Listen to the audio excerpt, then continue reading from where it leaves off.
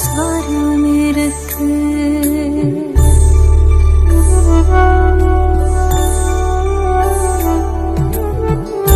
இவ பொழப்புக்கு நீர்வாக்கத்தான் ஈசானி மூலையில மேகம் இருக்கு.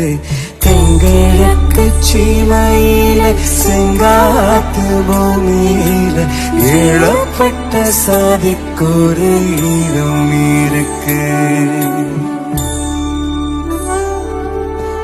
காயப்பட்ட சொந்தத்துக்கு கண்ணீர் விட்டா சாயம் போன வாழ்க்கையிலும் சாரம் இருக்கு.